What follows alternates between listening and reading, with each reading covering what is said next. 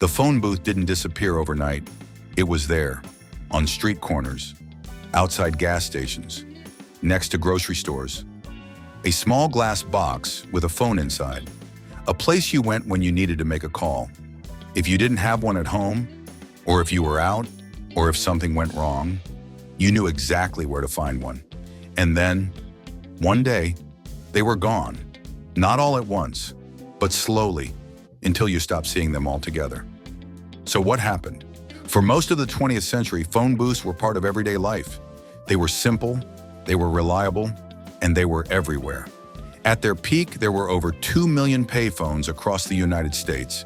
And then, over just a few decades, almost all of them disappeared. Here's how they worked, why they mattered, and why they went away. Using a phone booth was simple. You stepped inside, closed the door behind you, and picked up the receiver. You heard a tone. Then you dropped coins into the slot. A quarter, maybe more. You dialed the number, and then you waited. If the call connected, you talked. If it didn't, you tried again. That was it. No context, no screen, no memory. Just a number and a connection. The booth itself gave you something else. Privacy. Even in the middle of a busy street, you had a small space to yourself, a place to make a call without anyone else listening. It was simple, and it worked. Phone booths weren't just functional. They were part of how people moved through the world. If you were out and needed help, you found a phone booth. If your car broke down, you found a phone booth. If you were running late, you found a phone booth. They were built into everyday life. You didn't think about them.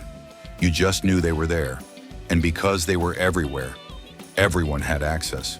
You didn't need to own a phone. You didn't need to plan ahead.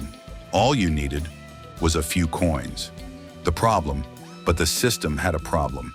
It worked, but it was expensive. Each phone booth had to be installed, maintained, repaired. It took up space. It needed power. It needed constant upkeep. And as more people used phones, the cost of keeping that system running kept growing. It worked, but it didn't scale easily. Then something new began to appear. At first, it didn't seem like a replacement. Early mobile phones were large, expensive, limited. Most people didn't have one, so phone booths stayed. But over time, things changed. Phones became smaller, cheaper, more common, and slowly, people stopped needing to find a booth, because now, the phone was already with them. The change didn't happen all at once.